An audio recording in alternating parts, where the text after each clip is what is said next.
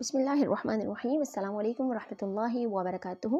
Welcome to my channel Storyland and very warm welcome to all the new members who have recently subscribed. उम्मीद करती हूँ सब खैरियत से होंगे।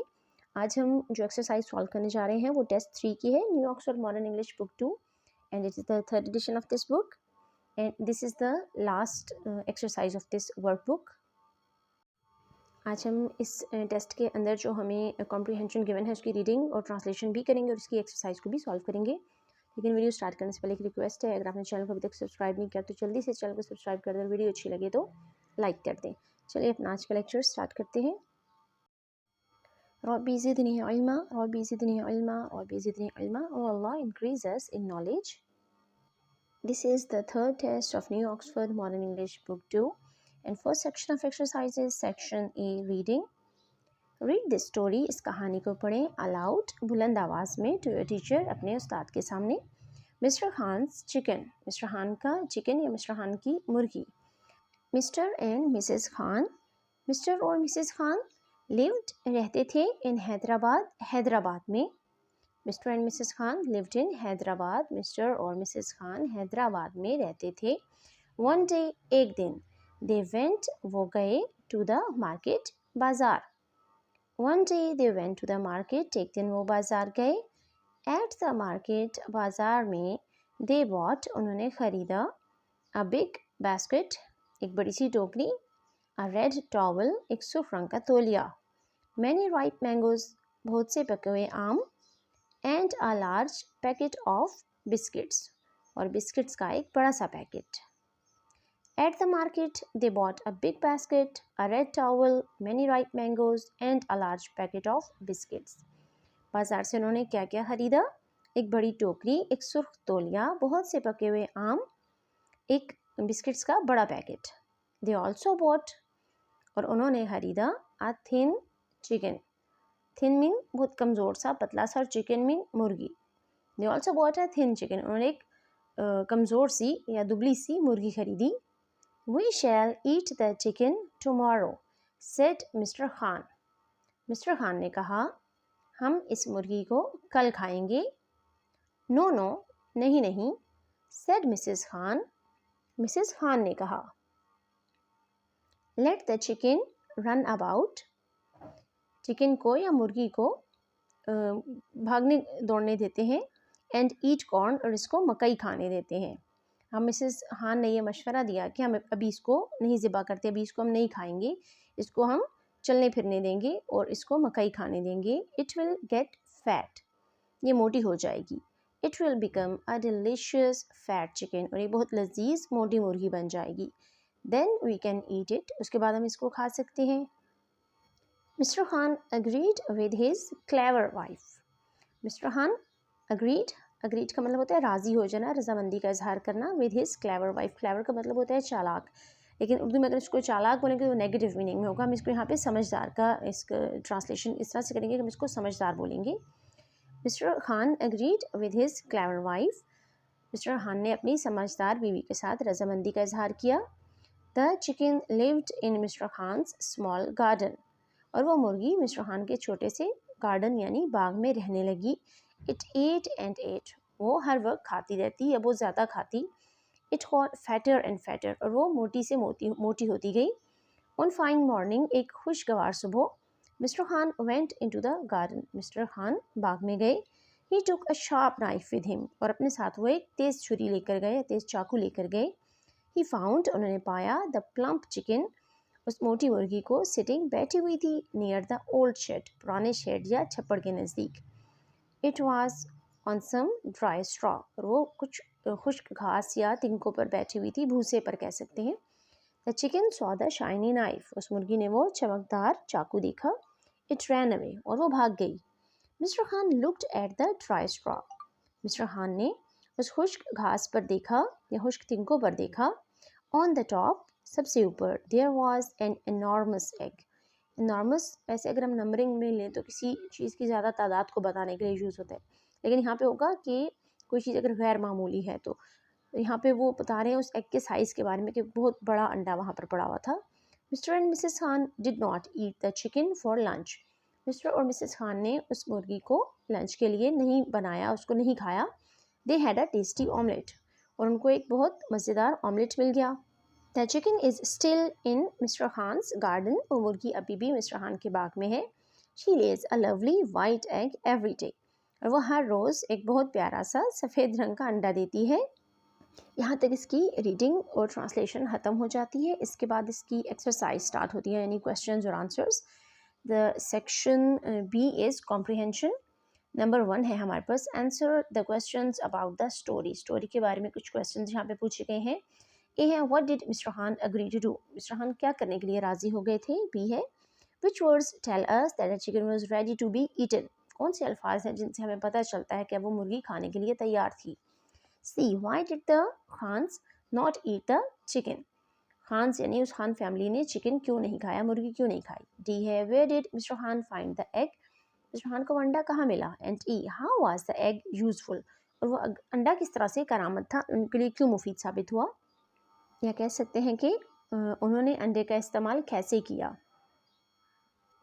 The answer of first question is Mr. Khan agreed to let the chicken run about and eat corn and get fat before they ate it. Mister Khan इस बात के लिए राज़ी हो गए थे कि वो मुर्गी को चलने फिरने देंगे, घूमने देंगे और मकई खाने देंगे ताकि वो मोटी हो सके, और उसके बाद वो उसको खा लेंगे। बी है it got fatter and plump. In word से हमें पता चलता है कि वो चिकन अब खाने के लिए रेडी हो चुका था। सी है they did not eat it because it laid an egg, उन्होंने उसको नहीं खाया क्योंकि उसने एक अंडा दिया था। D he found it on some dried straw, अंडा उनको वहाँ पर कुछ खुश्क घास फूस के ऊपर पड़ा हुआ मिला था। E it was made into an omelette, उन्होंने उसका ऑमलेट बनाया। It save the life of the hen, और इससे उस मुर्गी की ज़िंदगी बच गई या उसकी जान बच गई। The next question is question number 2, fill in the blanks with words from the story. Story से हमने वर्ड्स चूज़ करके इन ब्लैंक्स को फिल करना है। ए है the fifth word of the story is dash, B dash is the 20th word, C the dash word of the story is chicken, D biscuits is the dash word, E the fourth word in the last line is dash। यहाँ पे हमने words को count करना है, और कुछ में हमने वर्ड्स बताने हैं और कुछ में उन वर्ड्स का नंबर बताना है कि वो किस नंबर पर आ रहे हैं। इसमें हम पंक्चुएशन मार्क्स को एज अ वर्ड काउंट नहीं करेंगे। सबसे पहले ब्लैंक में हमारे पास आ जाएगा the fifth word of the story is lived. Second में हम लिखेंगे अ, सी में 40th, डी में 34th, और लास्ट ब्लैंक में हम दोबारा से अ लिखेंगे क्योंकि जो लास्ट लाइन है उसका 4th वर्ड अ है। The next question is question number 3, underline all the adjectives that you can find in the story. Story में हमें जितने भी एडजेक्टिव्स नज़र आ रहे हैं उनको हमने अलग कर लेना है, अंडरलाइन कर लेना है या सेपरेट कर लेना है। एडजेक्टिव्स कौन से वर्ड्स होते हैं जो किसी भी चीज़ को डिस्क्राइब कर रहे होते हैं, किसी ऑब्जेक्ट को डिस्क्राइब कर रहे होते हैं, डिस्क्राइबिंग वर्ड्स भी इनको बोला जाता है। तो हमने ये सेपरेट कर लेने हैं पूरे चैप्टर में से।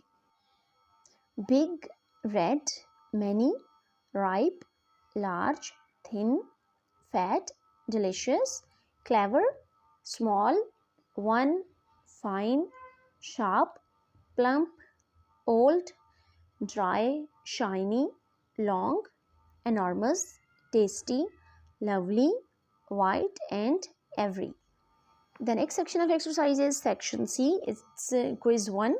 Question number 1 है हमारे पास give short answers to the questions about what you have learned in this workbook.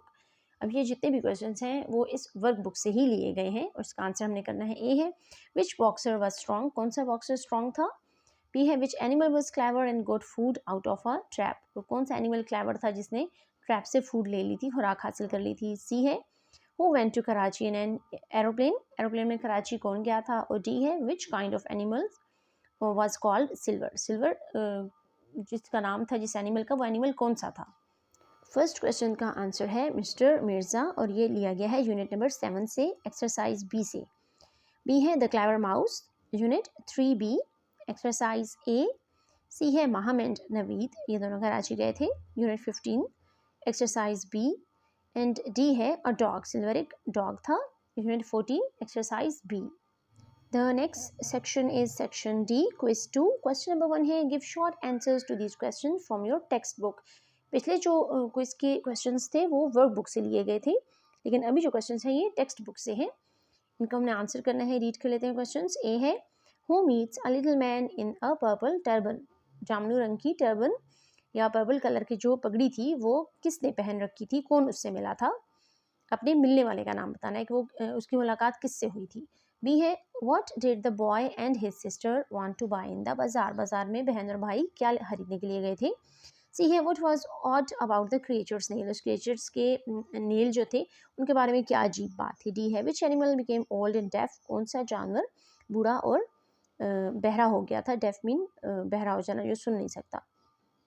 Last question है ई और इसके पार्ट्स हैं। For each of the following से, कुछ नीचे हमें स्टेटमेंट्स दी गई हैं जो चैप्टर्स में कुछ कैरेक्टर्स ने बोली थी। फर्स्ट है who said the word and to whom, जो फर्स्ट पार्ट जो फर्स्ट ब्लैंक है उसमें आपने बताना है कि ये वर्ड कहे किसने थे, और सेकंड ब्लैंक में आपने फिल करना है कि ये अल्फाज जिस बंदे को कहे गए, रिसीवर का नाम आपने बताना है। ए है my life is in danger, ये वर्ड्स किसने कहे थे और किसको कहे थे। बी है I put it in my pocket like you told me to, अब ये वर्ड्स किसने किसको कहे थे। सी है वेयर इज़ माई सन, मेरा बेटा कहाँ है, ये भी आपने बताना है ये वर्ड्स किसने कहे और किसको कहे। अब हम इन सब क्वेश्चंस के आंसर्स देख लेते हैं। फर्स्ट है चोको, यूनिट नंबर 12। बी है they wanted to buy a toy, brother and sister. C है देवर हेरी, उसके जो एनिमल के नेल्स उन पे बाल थे, और ये ऑड एनिमल से दिया गया है। डी है द फ्रेंडली काउ, ये यूनिट इस बुक में नहीं है, इसके जो पुराना एडिशन था ये उसमें था और ये क्वेश्चन बाय मिस्टेक शायद प्रिंट हो गया है, तो ये पुरानी बुक अगर किसी के पास है तो उसमें देख सकते हैं कि ये फ्रेंडली काउ की बात हो रही है। इस बुक में ये यूनिट नहीं है, टेक्स्ट बुक में ये यूनिट ऐड नहीं है, क्योंकि जब न्यू एडिशन बना था तो कुछ चैप्टर्स इसमें से स्किप कर दिए गए थे। ई है क्वेश्चन का आंसर है कि हम फर्स्ट जो ब्लैंक है उसमें देखेंगे कि ये स्टेटमेंट कही थी कैट ने, और किसको कही थी, उसने डॉग एंड डंकी से ये बात कही थी। बी है जो स्टेटमेंट है वो हैंस ने बोली थी और उसने अपनी मदर से ये बात की थी। और थर्ड है the black cat, black cat ने माहा से पूछा था कि where is my son. The next section of exercise is section E working with words. Number 1 question है हमारे पास, write the names of things beginning with the following. नीचे हमें कुछ वर्ड्स दिए गए हैं, 6 जो हमारे पास कॉम्बिनेशन हैं, SH DR CR PR GR और TR, इनसे स्टार्ट होने वाले वर्ड्स हमने बताने हैं जितने भी हम बना सके। मैंने इनमें से कुछ वर्ड्स बनाए हैं, इसके अलावा भी आप इसमें और ऐड भी कर सकते हैं। Shirt, shell, sheep, ship, shed, sheet, shark and shop. Next है dress, dragon, drill, drum, drama. C है crayon, cream, crack, crab, crow, cross, crown. D is brick, bread, bracelet, branch, bridge, brush. E है grape, grain, ground and grass. और last है train, trap, tray, tractor, tree and track. The next question is question number 2, make at least 9 words from these letters. हमें कुछ letters given है, इससे हमें at least 9 words बनाने हैं। Do not use the same letter twice in a word, और same letter को आपने, वही जो सेम गेम का रूल है, आपने इसको रिपीट नहीं करना लेटर को, और एटलीस्ट 9 बनाने हैं। चलिए लेटर्स बनाना स्टार्ट, वर्ड्स बनाना स्टार्ट करते हैं। SAP, slab, slant, lap, lane, leap, lean, last, pen, pet, PAT, pear, peel, plant, pant, part, rat, ran, rest, tan, tear, tap, ant, eat, ape, plant, pea, tent, pants and salt। इसमें एक hack भी है कि अगर आपके पास S का word हो तो आप इसको प्लूरल बनाने के लिए सभी वर्ड्स के साथ ऐड करके न्यू वर्ड्स भी बना सकते हैं। The next section of exercise is section F, learning about language, ज़बान के बारे में सीखना। क्वेश्चन नंबर 1 है fill in the blanks और answer the questions। हमें कुछ ब्लैंक्स दी गई हैं और कुछ क्वेश्चन की फॉर्म में है, तो इसका हमने 1 वर्ड आंसर कर देना है। A snake is dashed and a worm। B है a naming word is called a dash। C 2 examples of naming words are, इसमें हमने 2 examples देने हैं naming word के। D है a doing word is called, ऐसा वर्ड जिसमें किसी काम का करना या होना जाहिर हो उसको हम क्या बोलते हैं। नेक्स्ट है E, 3 examples of doing words are, अपने डूइंग वर्ड्स या वर्ब की 3 एग्जाम्पल्स देनी है।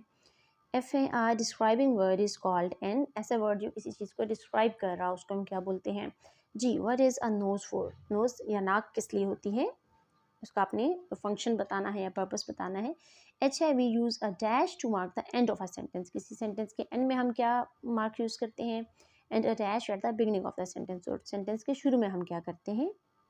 फर्स्ट ब्लैंक में हम जो वर्ड फिल करेंगे वो है लॉन्गर, नेक्स्ट में है नाउन, सी में है अलामा इकबाल पाकिस्तान, फोर्थ में है वर्ब, ई है reading writing eating, F adjective, G a nose is for smelling things with, नाक से हम चीज़ों की खुशबू लेते हैं, a nose is for breathing with, और नाक से हम सांस भी लेते हैं। एच है फुल स्टॉप, फर्स्ट ब्लैंक में आएगा फुल स्टॉप और सेकंड में होगा कैपिटल लेटर, क्योंकि हम सेंटेंस को फुल स्टॉप पे एंड करते हैं और स्टार्ट करने के लिए हम कैपिटल लेटर को यूज़ करते हैं। The last section of exercise is section G, composition. Write at least 8 interesting sentences about what you can see in this photograph. एक photograph given है जिसमें हम देखते हैं कि एक रूम है या उसका कॉर्नर या एक उसकी जो वॉल है उसकी पिक्चर ली गई है, वहाँ पे कुछ सामान पड़ा है, तो इसके बारे में हमने sentences बनाने हैं। The sentences are: number 1, it is a room. Number 2, there are 2 lamps in it. Number 3, the design of lamps is attractive. 4, we can see a mirror and a frame on the wall. Number 5, there is also a large frame on the same wall. 6, we can see a kettle on a table. 7, there are 2 vases on the table. E, the room is very comfy. आप लोग अपने observation के हिसाब से और sentences भी बना सकते हैं, मैंने सिर्फ 8 ही बनाए हैं। This was the end of this lecture. Hope you liked it. Thank you for watching. And if you want to learn more, please like and share my videos and subscribe my channel. سبحانك اللهم وبحمدك نشهد أن لا إله إلا أنت نستغفرك ونتوب إليك. السلام عليكم ورحمة الله وبركاته.